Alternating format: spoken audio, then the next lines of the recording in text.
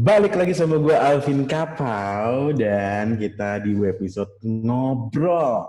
Dan kali ini episode ngobrolnya karena materinya seru banget dan temen ngobrolnya juga seru banget. Jadi ini sebenarnya materi lanjutan. Jadi buat teman-teman yang baru nonton episode ngobrol yang ini, pastiin udah nonton episode yang sebelumnya. Dan gue masih sama salah satu temen gue, namanya Mbak Anuk. Hai Mbak Anuk. Halo Mas Alvin. Nah, Mbak Anuk ini adalah dari Sahabat Gizi. Ini Ya, sebenarnya kita udah perkenalan sih Mbak ya di mm-mm. video yang sebelumnya. Ini perkenalan diri lagi deh Mbak. Mungkin ada yang kelewat gitu kan baru nonton yang ini. Mbak Anuk tuh dari Sahabat Gizi tuh ngapain gitu kan. Sahabat Gizi tuh formatnya apa sih? Gitu kan pasti masih banyak yang belum tahu. Oke, jadi buat penontonnya Masak TV ngobrol kita Hmm. kali ini, saya Anugrah Novianti. Saya sebenarnya profesinya adalah seorang dosen prodi gizi di Universitas Unggul Jakarta, dan saya juga bersama suami sedang mengembangkan nih komunitas Sahabat Gizi. Jadi Sahabat Gizi itu sebuah komunitas. Anggotanya adalah ibu-ibu muda yang baru punya anak, terus ada anak-anak mahasiswa gizi juga yang sedang ingin belajar lebih banyak seputar gizi 1000 hari pertama kehidupan, gizi ibu, gizi anak, Hmm. seperti itu. Dan gizi-gizi calon ibu sih untuk memantaskan gizi sebelum menikah gitu loh, Mas. Oke, nah Mbak Anuk nih, karena kita ini lanjutan nih Mbak Anuk kan kemarin tuh masih ada Ya. yang ganjel loh, serius tuh itu ganjel banget di hati aku sampai nggak bisa tidur gitu kan, Ya terus gue ampun. keganggu gitu kan, ya ampun sedih banget kan. Jadi kemarin tuh kita tuh udah ngomongin masalah terakhir tuh kita apa ya? Aku tuh nanya definisi Eh, makanan Iya, sehat ya betul. dan gaya Mm-mm. hidup sehat gitu kan, terus kenapa kita harus hidup sehat dan sejak kapan sebenarnya ada satu lagi sejak kapan kita harus menerapkan gaya hidup sehat. Tapi sebelumnya kemarin ada pembahasan masalah si 4 pilar itu, gitu Iya, kan. betul. Yang Populer seru gizi kita seimbang. terakhir kita ngomongin masalah si gimana makanannya dan lain-lain lah. Dan Iya. tapi ada yang seru menurut aku, ada yang pilar kedua adalah membiasakan aktivitas fisik minimum 30 menit per Per hari. hari, Nah, iya betul. kalau misalkan masalah 30 menit per hari, sebenarnya hitungannya gini nggak sih? Kayak dulu nih, dulu aku kebetulan sempat ngantor di salah satu daerah perkantoran di daerah selatan, daerah Sudirman lah ya. Nah, aku tuh Hmm. dulu gini, akhirnya mikir kayak, gue nggak mau pakai kendaraan pribadi karena gue tahu kalau gue pakai kendaraan pribadi dari rumah, katakan bawa mobil terus parkir, udah gerak gue sedikit. Akhirnya gue milih pakai kendaraan umum dan gue pakai busway karena gue tahu kalau dari rumah gue mau ke terminal busway itu minimal mesti jalan. Iya, Terus betul. dari terminal busway pindah-pindah jalan. Sebenarnya aktivitas fisik itu apakah harus melulu kayak gue bangun pagi 30 menit olahraga, tapi terus sisanya nggak ada, atau mungkin kayak misalkan kayak tadi gitu, apakah sudah termasuk dalam aktivitas fisik yang dilakukan sehari-hari? Gimana tuh kalau menurut Mbak Anak sendiri? Iya, jadi sebenarnya ada perbedaan tuh. Kalau kita berbicara tentang aktivitas fisik, ya dia tidak berarti juga olahraga. Tapi sebenarnya aktivitas fisik juga dia bisa mengeluarkan kalori juga, membantu membakar kalori gitu. Nah, aktivitas fisik ini sebenarnya yang dianjurkan di pilar gizi seimbang itu adalah minimal adalah melakukan aktivitas fisik. Intinya adalah bergerak gitu loh. Jadi nggak harus yang olahraga terprogram maksudnya terprogram ada endurance-nya kayak gitu, itu nggak harus yang kayak gitu. Jadi yang minimal 30 menit per hari ya aktivitas fisik benar tadi kayak misalnya berjalan gitu ya, atau misalnya jogging kecil-kecil aja gitu ya. Terus kayak misalnya kalau di ruangan, kalau misalnya tadi kita sebelumnya pernah bahas kayak tentang anak kos ya di kamarnya atau misalnya di tempat kosnya, dia mungkin bisa kayak plank kayak gitu, atau misalnya kayak senam-senam kecil-kecil aerobik gitu. Jadi agak berbeda sedikit sih. Terus kalau misalnya di rumah untuk ibu-ibu rumah tangga kayak gitu, misalnya dia nyapu, ngepel, nah itu salah satu bagian dari aktivitas fisik itu sebenarnya gitu. Nah, kalau misalnya 30 menit per hari ini sebenarnya adalah aktivitas fisik yang paling enggak sudah bisa membakar kalori lah gitu. Jadi misalnya dia bisa berupa jalan, terus kayak jogging, kayak gitu, nggak harus yang harus endurance olahraga yang lama gitu ya, intensitasnya berat, itu juga enggak gitu. Jadi minimalnya bisa kayak gitu, gitu. Kayak misalnya ibu rumah tangga, atau misalnya dia berkebun ya, atau misalnya dia membawa peliharaannya jalan-jalan ya, keliling komplek misalnya, kayak gitu. Itu bisa dikatakan sebagai aktivitas fisik, jadi bisa salah satunya kayak gitu. Tapi Gitu sih kayak kalau Mas, kalau sekarang simpelnya. kalau sekarang kayaknya dengan kondisi teman-teman banyak yang work from home gitu kan. Iya Ini benar. kan pasti ada pasangan-pasangan yang pada di rumah nih. Jadi Iya. kegiatan rumah tangganya mungkin dibagi dua kali Mbak Nuk ya. Si bapak Bener. yang ya bantuin ngepel gitu Pak, Iya, nyapu heeh, gitu. jemur ya, Jangan jemur cuman depan pakaian. TV gitu kan, jangan cuma gitu-gitu doang. Kalau aku sih jujur aktivitas fisik di rumah yang paling berat buat aku adalah cuma satu Mbak Nuk. Itu adalah menyetrika. Buat saya menyetrika itu menyita waktu dan tenaga. Aku nyerah kalau udah nyetrika deh.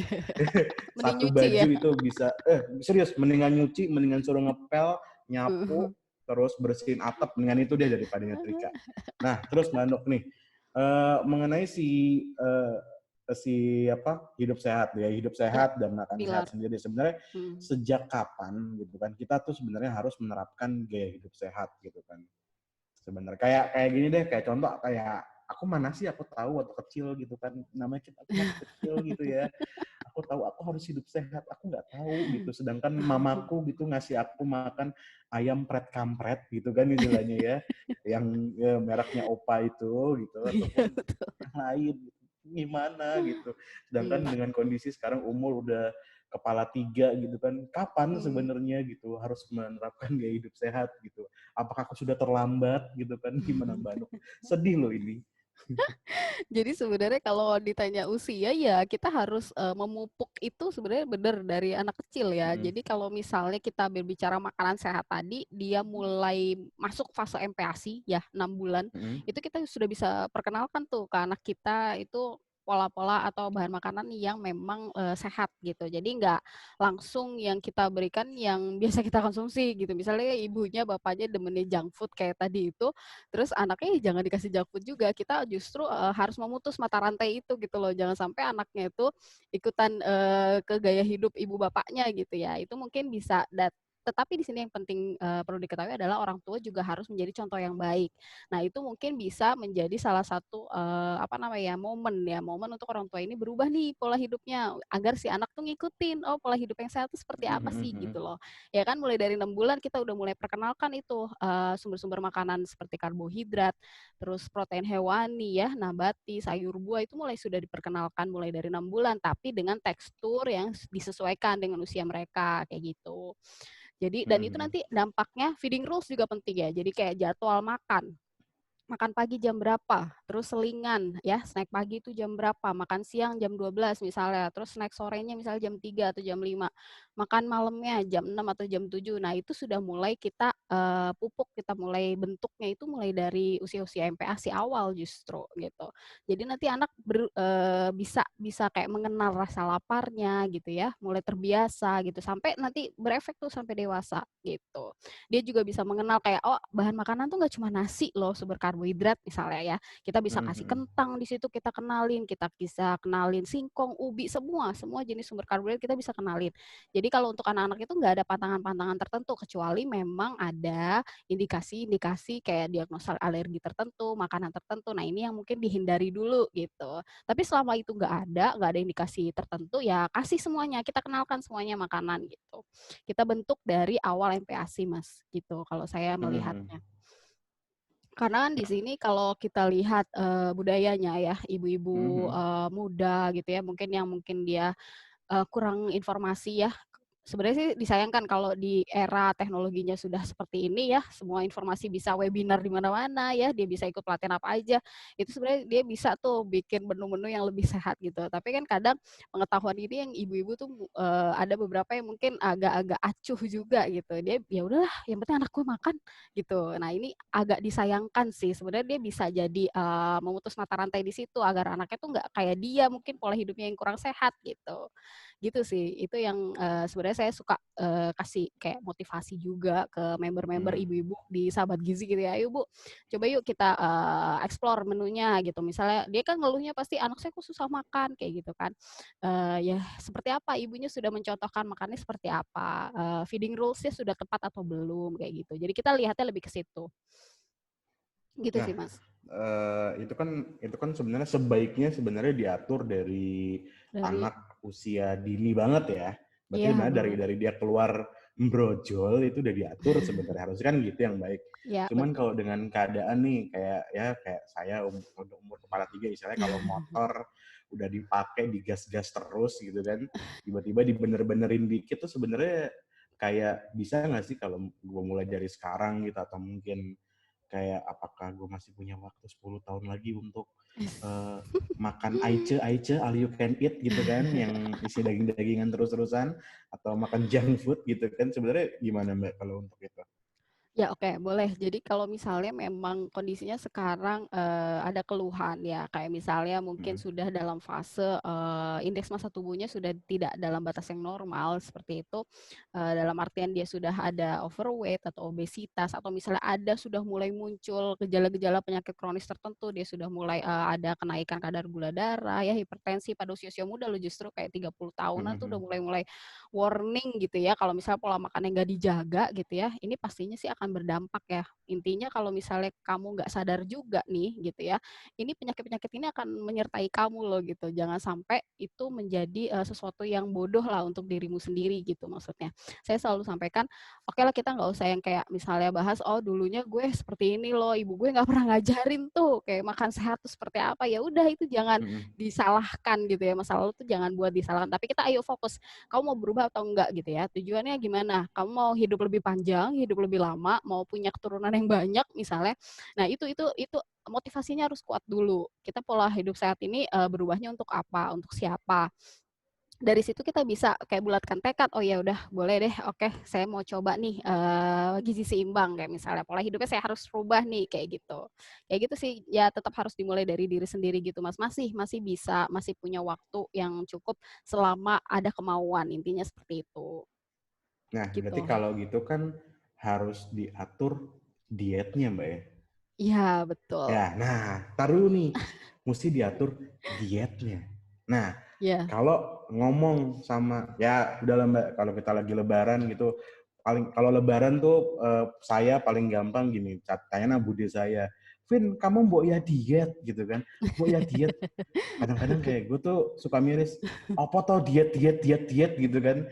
Sebenarnya kalau dari kacamata seorang ahli gizi, diet itu apa sih? Apakah diet itu adalah mengurangi makanan atau mengatur makannya atau gimana gitu kan. Terus juga sama diet, kalau aku ngomong, orang umum lah awam gitu, apakah diet itu harus aku membuat diriku defisit kalori atau Hmm. gimana gitu kan. Ini soalnya kan nih polemik banget nih. Kemarin aku sempat ada nih di Instagram gitu kan ada ya dia punya channel olahraga-olahraga terus dia bilang katanya kamu tuh harus defisit kalori kalau mau ngurangin berat badan, defisit kalori gitu kan. Sebenarnya pengertian diet sendiri itu bagaimana dan apakah diet yang dimaksud dengan diet itu harus defisit kalori itu gimana sih Mbak? Oke, jadi sebenarnya sih ada sedikit perbedaan ya tujuan di sini. Kalau misalnya kita berbicara diet itu, kadang suka ada salah arti di masyarakat itu, oh diet itu harus nurunin berat badan, gitu ya, weight loss, gitu. Nah iya tuh Ini yang padahal umum. nggak ya betul kan, nggak selalu gitu. Ini anggapan yang salah Mm. sebenarnya. Sebenarnya kalau di gizi sendiri, diet itu adalah sebuah pengaturan pola makan yang tepat dan Mm. sehat seperti itu loh. Jadi tergantung tujuannya. Kalau misalnya tujuannya mau menurunkan berat badan ya kita sebutnya diet weight loss gitu. Tapi kalau misalnya Mm. tujuannya hanya mau untuk menjaga nih berat badannya agar ideal terus ya, tidak dalam posisi Mm. obesitas atau overweight atau misalnya gizi Mm. kurang, itu ya berarti dietnya diet gizi seimbang aja gitu ya, pola hidup sehat aja gitu. Jadi diet itu sebenarnya adalah artinya pengaturan pola makan, intinya gitu. Nah, dietnya apa itu tergantung tujuannya. Misalnya kalau untuk Mm. pasien diabetes mellitus ya beda lagi berarti diet untuk DM, diabetes mellitus. Mm. Atau misalnya pasien jantung ya berarti ada lagi diet penyakit jantung. Mm. Pasien hipertensi ya berarti ada lagi diet rendah garam atau diet untuk hipertensi. Seperti itu sih. Jadi kayak beda arti seperti itu. Oh Nah, berarti kalau banyak untuk ya tergantung kebutuhannya tadi ya. Bahkan tergantung kalau tujuannya. nggak salah tuh juga ada diet untuk menaikkan berat badan kalau untuk orang yang Ada. kekurangan ya. Ya Ya kan? bener, ya Nih weight teman-teman gain, sering ya salah weight nih. gain. Gitu. Jadi jangan asal ngomong diet tapi kita nggak jelas juga tujuannya apa gitu. Kita harus tentukan tujuannya dulu, terus kayak motivasinya apa. Nah baru kita bisa tuh jalankan dietnya seperti apa kayak gitu. Nah tadi kalau misalnya dibahas tentang defisit kalori kayak gitu ya, ini berarti kan sebenarnya adalah salah satu cara untuk orang itu bisa mencapai tujuannya itu adalah diet weight loss biasanya. Kalau Weight defisit loss biasanya kalori, ya. ya. Kalau untuk di gizi sendiri ya, kalau misalnya untuk weight loss tujuannya adalah biasanya kita memang menganjurkannya lebih ke defisit kalori. Nah, di sini tapi bukan yang asal defisit kalori loh kalau kita berbicara tentang defisit kalori ya. Di sini kan karena banyak orang yang mengalami kenaikan berat badan ya, berat badannya di atas normal yang seharusnya dia ideal, itu karena memang dia mengkonsumsi makanannya ya, kalori dalam makanan itu lebih banyak dari yang dia butuhkan gitu loh. Nah, di sini berarti paling enggak syarat yang pertama itu kita tujuannya adalah menormalkan dulu nih kebutuhan kalorinya gitu. Jadi tidak berlebihan dulu nih gitu. Ya, awalnya itu. Karena gini, kalau kita ketemu pasien obesitas gitu ya, kalau misalnya dia, saya mau diet gitu, pokoknya nggak mau tahu dalam sekian minggu saya harus turun 15 kilo gitu. Wah ini nggak segampang itu loh Oh, gitu. Jadi ajaib ya. biasanya kan ada kan yang dia saking saking pengen dietnya gitu ya, saya mau Di kayak gini trimming gitu ya. kayaknya itu. Jadi ini edukasi juga nih penting. Kalau untuk pelaku-pelaku diet ya, saya sarankan sih tidak dalam posisi yang untuk penurunan ekstrim seperti itu ya. Jadi kalau yang sebaiknya untuk diet adalah kita menurunkan secara bertahap. Defisit kalori pun harus bertahap kayak gitu. Jadi karena gini, kita terbiasa konsumsi kan batas normal kalau untuk usia 19 sampai 29 tahunan itu kan sekitar 2000 kalori ya. Kalau misalnya yang orang obesitas dia mengkonsumsi lebih dari 2000, sekitar 2500 sampai misalnya 3000 ya, ada yang 3000 misalnya, itu terus kita turunkan, kita harus defisit sampai 1900 atau 1700 kalori. Kan kasihan ya, maksudnya pasti akan ada beberapa metabolisme tubuh yang berubah secara drastis gitu, yang itu akan mempengaruhi nanti ke sistem organ yang lain gitu. Nah, di sini sebenarnya awalnya adalah kita normalin dulu, kita ke 2000 dulu lah minimal secara bertahap gitu misalnya. Nah, itu juga panjang tuh, kita harus hitung dulu berdasarkan, jadi sifatnya individual sih, jadi nggak bisa kita menyamaratakan, oh diet ini berhasil nih sekian kalori turun untuk orang A, kita mau coba aplikasikan ke yang orang B, ya ini nggak bisa langsung kita generalisir semua bisa gitu, jadi harus dilihat secara individual nih, karena diet itu sifatnya yaitu individual, kita harus melihat per masing-masing individu seperti itu. Jadi kita lihat berdasarkan Tiap usianya, orang kita lihat beda-beda ya. iya betul, Nah, metabolismenya kan berbeda juga ya. Orang itu berbeda pasti metabolismenya berbeda. Nah, kita harus sesuaikan gitu. Jadi kita harus lihat dulu gitu. Pastinya di sini kalau dari prinsip ya, biasanya kami di ahli gizi itu kita suka apa namanya? Menyarankan itu tadi perencanaan dietnya tidak boleh ekstrim, tidak boleh drastis. Terus ada perencanaan menu yang menyusun memang penurunan atau defisit kalori itu secara bertahap ya. Ini tujuannya adalah penurunan berat badannya juga secara bertahap, minimal maksimal ya 0,5 sampai 1 kilo per minggu. Ya, jadi nggak boleh tuh yang dalam seminggu dia harus turun 15 kilo gitu, itu nggak kayaknya bisa nggak itu. ada tuh, kayak nggak bisa gitu ya. Tidak dianjurkan lah ya gitu, kita tidak anjurkan. Jadi yang maksimalnya itu setengah sampai 1 kilo lah per minggu gitu.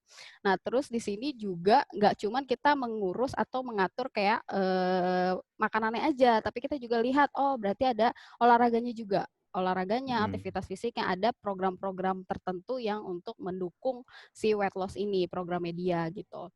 Terus pastinya harus dalam pengawasan tenaga medis, ahli gizi atau misalnya kayak dokter, spesialis gizi klinik kayak gitu yang menangani seperti itu. Jadi nggak bisa yang asal diet, nggak ada yang ngawasin atau nggak ada yang ngitung kebutuhan kalori dia sebenarnya seperti apa berdasarkan individualnya dia kayak gitu. Itu sih Mas. Jadi lebih harus yang tersistem ya, terorganisir juga gitu. Dan pastinya nggak bersifat instan, nggak bisa cepat. Oke. Nah, berarti kata kuncinya adalah untuk masalah diet weight loss gitu ya. Ini yang paling banyak orang pengen lah gitu ya. Diet weight loss pada kuncinya adalah tiap orang itu kebutuhannya beda-beda. Ya. Ya. antara aku mungkin atau mungkin Mbak Anuk atau mungkin suaminya Mbak Anuk atau pacar Iya, saya benar. pasti beda-beda gitu sistem Beda dan pasti. caranya ya. Berarti kayak kadang-kadang kita kan kayak suka ngeliat nih Mbak di Instagram, ih Iya, si betul. artis ini gitu ya dia dietnya Iya, begini dia share benar. di teman-teman itu berhasil Berhasil. ngikutin gitu kan tapi ternyata Ngikutin. sebenarnya nggak sesuai dengan Nggak kebutuhan gitu ya. kan. Nah, tapi sekarang gini Mbak nih, sekarang dengan kondisi kita di tengah-tengah pandemi kayak gini lah ya. Uh, tadi kalau tadi kita pengen weight loss gitu kan, berarti kan ada yang namanya mengurangi kalori yang kita konsumsi gitu kan. Nah, terus Iya. sedangkan kalau nontonin Instagramnya Dokter Tirta tuh kan ngomong tuh Mbak tuh kayak yang penting mangan enak, yang penting mangan enak gitu Oh. kan. Terus juga ada temen kemarin juga dia diet dan aku nggak tahu gimana ngatur dietnya, dia kayaknya nggak konsultasi, terus ternyata malah imun tubuhnya juga nggak baik, akhirnya dia malah Oh.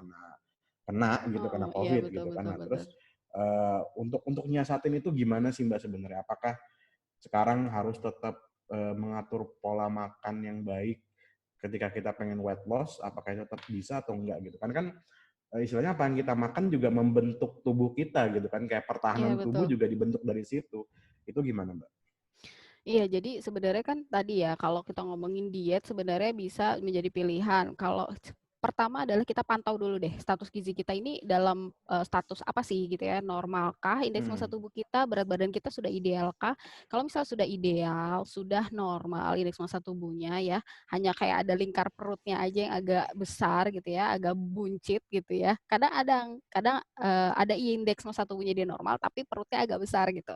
Itu Hmm. ada, nah di sini berarti beda nih programnya, mungkin kita bisa, bantu dari segi, aktivitas fisiknya atau olahraganya lebih ke pembentukan perutnya agar lebih, singset atau lebih kenceng lagi gimana gitu ya. Hmm. Hmm. Nah di sini nggak yang harus dia dietnya weight loss ya, jadi harus, dipahami mungkin dia agak sedikit menjaga aja makanannya, oh lebih banyak seratnya, biar kayak misalnya kan serat juga bisa mengikat lemak ya, jadi di situ kita bisa bantu tuh, kirim misalnya, perbanyak sayurnya, buahnya, terus air putihnya, segala macam, lebih ke situ. Terus kalau misalnya tujuannya, setelah dicek nih status gizinya, oh dalam posisi dia status gizinya, tidak normal atau misalnya dia kalau dari segi, komposisi tubuhnya ya, lemak di tubuhnya atau lemak visceralnya ya, perutnya, segala macam itu dalam posisi tidak normal, oh di sini mungkin ada beberapa treatment untuk dia bantu dari segi menjaga asupannya. Oh berarti di sini mulai masuk kayak defisit kalorinya, kayak gitu. Nah di sini kalau misalnya di masa pandemi seperti apa, ya pastinya kita tetap tadi kalau misalnya kita lihat gizi seimbang, kita harus penuhi itu. Jadi sayur buahnya jangan lupa, terus, tidurnya harus cukup, aktivitas fisiknya itu harus terprogram seperti apa, itu juga bertahap tuh, nggak mungkin yang langsung nggak biasa aktivitas fisik, nggak biasa olahraga, terus tiba-tiba dipaksa untuk 30 menit, ya itu agak berat Hmm. sebenarnya. Hmm. Jadi bisa Hmm. mungkin Hmm. dimulai dari 10 menit dulu gitu. Jadi Hmm. bertahap aja gitu kalau misalnya di masa pandemi seperti ini. Dan kayak ruang gerak kita kan juga terbatas ya, jadi mungkin bisa di, sekitar rumah dulu kayak gitu. Terus kalau makanan mungkin kita bisa mulai kontrol aja gitu, mungkin secara gampangnya dari segi gula tambahan, garamnya, kayak gitu, itu harus dibatasi lah, kayak gitu. Terus yang kayak misalnya, makanan-makanan lain yang kayak, kandungan lemaknya terlalu banyak, itu juga sudah kita mulai batasi lah, seperti itu. Kita udah mulai bisa ukur, kan sekarang juga ada banyak aplikasi gizi yang kayak misalnya dia bisa ngukur nih, bisa ngitung justru. Kayak misalnya, dia masukin, makanan tertentu, dia bisa keluar kalorinya berapa. Nah, kita udah mulai aware lah dengan kalori-kalori pada makanan lah, dari situ kita bisa pilih. Terus kalau misalnya di makanan-makanan kemasan mungkin kita bisa baca tuh nilai gizinya ya, di label gizinya di situ sudah tertera, oh makanannya sekian. Terus kadang ada pembagiannya untuk kayak misalnya keripik keripik aja tuh kayak misalnya kadang kalorinya gede loh. Kita nggak sadar ngabisin satu bungkus, tapi kalorinya ternyata setara dengan, 2 sendok nasi misalnya, itu kita nggak Iya sadar ya. gitu ya. Ya, ya kan? Nah, Serem kayak loh gitu kita kerupuk keripik gitu. kan nggak ngenyangin, nggak sadar tahu-tahu habis satu, terus pas lihat baru baca tuh terakhir, wih kalorinya ternyata 2 centong nasi gitu kan. Wah Hmm. berapa berapa berapa kilometer lari nih buat ngebakarnya gitu kan.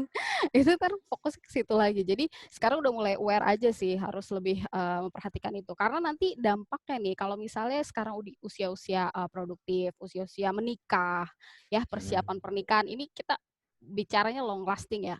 Jadi kalau misalnya kita nggak menjaga dari sekarang, mungkin ke diri kitanya tadi bisa muncul penyakit-penyakit kronis yang dari usia muda sudah mulai ada gitu ya.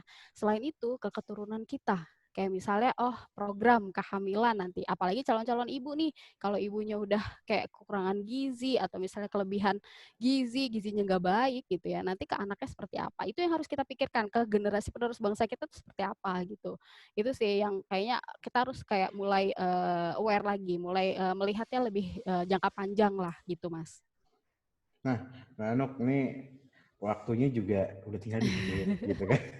Sebenarnya masih banyak yang pengen disampaikan, cuman kalau gini deh Mbak, sebelum kita nutup gitu ya, aku pengen ngasih emang kesempatan Mbak Anuk gitu kan. Istilahnya Mbak Anuk kalau boleh ngomong tentang gizi selama 2 menit buat ke teman-teman masak TV yang seneng masak, seneng makan, kira-kira tuh apa yang pengen Mbak Anuk sampein ke teman-teman masak TV nih gitu. Ada nggak 2 Kalau menit kira-kira iya, kata-kata, wah, apa yang bisa disampaikan mengenai masalah si seputar gizi ini? sebenarnya kalau dikasih waktu cuma 2 menit tuh kayaknya Hmm. kurang, Mas. Kalau bicara Aku gizi tuh yakin kita pasti kurang, panjang. pasti kurang. Bener, bener banget, Iya bener kan, banget. panjang banget. Mm-mm. Jadi kalau, gini, kita harus, balance diet, balance nutrition is a key. Jadi kuncinya adalah di Mm-mm. gizi seimbang. Kalau misalnya dari kita bisa menjaga itu, kita ajarkan ke anak cucu kita bagaimana gizi seimbang itu, kita bisa menjaga dengan baik, kita bisa mencontohkan, itu akan, berdampaknya tuh jangka panjang juga buat generasi penerus bangsa gitu. Di mana juga masalah gizi kita nih di Indonesia, itu kan juga masih banyak ya, di situ kita bisa mengambil peran Mm-mm. dimulai dari diri sendiri, menjaga keluarga kita ya untuk bergizi seimbang dengan baik, makanan yang baik, yang sehat, itu insya Allah nanti bisa berdampak ke generasi penerus bangsa dan bangsa yang lebih baik, Indonesia yang lebih baik gitu. Mm-mm. Gitu sih, Mbak, Mas. baru 30 detik kok Mbak. Baru 30 detik. Masih ada 1 menit 30 detik. Kurang. Ulang berarti, ulang. Ulang aja. Oh iya, jangan, nggak apa-apa, terusin. Mungkin ada tambahan lain gitu kan. Oh gitu, sih 30 detik. Oke, Ayo. jadi awkward. Oke, jadi kalau dikasih waktu 2 menit, nanti dipotong aja ya, Mas. Tambahan 1 menit lagi, ayo. Tambahan 1 menit lagi, ayo. Oke. Apa Oke, Mbak? jadi eh Seputar kalau diet deh Mbak, seputar diet deh. oke, seperti diet. Kira nih, yang masih Nah, banyak, aduh, buat pastinya bude-bude sih saya gitu. di sini kalau tadi ya, kalau misalnya kita bahas dari gizi seimbang tadi, kalau misalnya kita membahas tentang generasi penerus bangsa itu efeknya bisa jangka panjang intinya. Nah, kalau misalnya untuk diet nih, pelaku-pelaku diet ini otomatis harus memperhatikan hal-hal yang tadi saya ucapkan juga adalah 7 prinsip. Jadi dilihat juga dari asupannya, tidak hanya sembarang defisit kalori, tidak hanya sembarang mencontoh satu figur aja, tapi juga harus Ya. tetap konsultasi ya ke ahli gizi atau ke tenaga kesehatan seperti itu. Karena pada dasarnya tidak ada cara yang cepat untuk menurunkan berat badan secara sehat, tetapi bagaimana idealnya menerapkan pola makan ini secara continuity gitu ya, berkesinambungan, berkelanjutan dan memantaunya secara rutin seperti itu. Ini untuk mencapai tujuan bersama adalah berat badan ideal dan tubuh yang sehat. Seperti itu sih, Mas. Kadang-kadang gemes ya, kayak istilahnya Bener. kalau ngomongin diet tuh ya, orang-orang pada ngikutin siapa yang di Instagram, siapa Iya, berhasil gitu. Tapi bener. kalau kalau temen-temen gitu kan, khususnya biasanya kan kalau yang apa sering ngerasa kegemukan tuh yang perempuan-perempuan, ini bukan menyudutkan Iya, ya, iya, tapi body istilahnya image. Benar, ya biasanya lebih ke istilahnya gitu. perempuan. Mereka kalau ngomongin kosmetik, mereka bisa ngomongin gitu. Iya kosmetik, soalnya muka aku nggak cocok dengan kosmetik ini. Tapi kalau ngomongin diet kayaknya semuanya sama gitu. Berarti Iya. sebenarnya milih kosmetik dan berdiet adalah hampir hampir sama sebenarnya Mbak ya. Cuman Iya, itu benar, yang cocok-cocokan, orang betul. sering sering sering salah kaprah gitu. Dan thank Iya, you banget Mbak Anuk. Aku kalau siap. boleh nyimpulin sedikit sebenarnya pembicaraan kita eh, dua sesi ini adalah sebenarnya gini intinya bahwa teman-teman yang paling penting ketika memang pengen mempunyai badan yang lebih baik itu pengen diet dan lain-lain ada yang paling penting adalah mengatur gizi seimbangnya itu gitu kan Iya, dan pasti. mungkin sekarang kita mungkin agak bukan saya tidak setuju dengan Dokter Tirta tentang tanggapannya Nggak cuman mengenai enak ya. yang penting mangan enak gitu kan ya kita menambahkan nambah ya. Yang Iya. penting mangannya mesti gizinya seimbang. Itu yang paling Yes. penting untuk kita Tuh. bisa ya insya Allah menurut kita bisa selamat di selama pandemi ini. Thank you Mbak Ya, Anuk insya Allah. dan Ya, terima teman-teman, kasih. gua rasa pasti banyak banget yang mungkin masih ganjel dan pengen tahu lagi seputar gizi. Yang penasaran nih bisa kemana nih Mbak Anuk nih, pengen tahu obrolannya Mbak Anuk di podcastnya. Oke, jadi kalau Sahabat Gizi itu punya Instagram, itu kita juga rutin update tentang konten gizi ibu dan anak ya, seputar 1000 APK juga. Terus kita punya YouTube juga Sahabat Gizi, nanti bisa langsung search aja Sahabat Gizi, nanti kita ada akun YouTube kita. Terus ada podcast juga di Spotify, langsung search aja Sahabat Gizi, di situ sudah juga banyak ada rubrik kita yang sudah dibahas di situ. Bisa Oh ya, langsung ke jadi sana aja. sambil jalan mungkin atau nggak di rumah diem-diem sambil nyetrika tadi kan waktunya banyak kalau nyetrika kan sambil Iya. setel Spotify-nya. Jangan Atau lupa kalau misalnya Spotify-nya punya yang waktu berlangganan. luang, iya, punya waktu luang, kita juga ada program kuliah WhatsApp untuk misalnya join membership di Sahabat Gizi juga boleh banget gitu, buat tanya-tanya Ini lebih jauh. semuanya langsung keluar ya, namanya Mbak Iya. Anuk siapa, Instagramnya apa, nih Iya, ada betul. di sini mana tuh Iya, Spotify iya, ini iya, iya. apa, langsung keluar, kalian langsung pantengin aja, pengen tahu ya. Kalau dipaparin di sini semua ntar ya nggak enak juga gitu kan, biar penasaran Iya, iya, langsung deh iya. Siap, siap. ngobrol sama Sahabat Gizi. Thank you Mbak Anuk atas Oke. waktunya, dan Oke, ini terima sangat-sangat kasih. apa ya, mengubah kepala saya dan mengubah kepala teman-teman yang pasti nonton. Dan makasih banget mau Oke. direpotin sama Masak TV, dan mudah-mudahan ini bukan yang terakhir ya Mbak Anuk ya. Ih, siap banget. Boleh, Mudah-mudahan ntar kita nanti next kolaborasi. abis pandemi aku sih pengennya kita bisa Masak ngobrolnya bareng. live gitu. Sih, masak Masak bareng ya bareng kan? sambil ngobrol. Bener Harusnya tuh, tuh seru ngobrol tuh. tuh kayak gitu Iya gitu ya. bener, Aku tuh pengen harus banget seru. kayak gitu. Pokoknya Bener-bener. thank you banget Mbak Anuk. Thank you buat Siap-siap. teman-teman yang udah nonton 2 sesi. Buat yang nonton yang sesi ini, jangan lupa ada sesi yang sebelumnya ya. Yang sebelumnya kalian harus tahu, jadi ya enak nontonnya nggak setengah-setengah gitu. Jadi Ya. tahu nih apa yang dibahas. Sekian aja buat teman-teman, jangan lupa tonton video kita lainnya, dan yang penting tetap di Masak.tv, enaknya ngeri-ngeri sama Sahabat Gizi. Dah.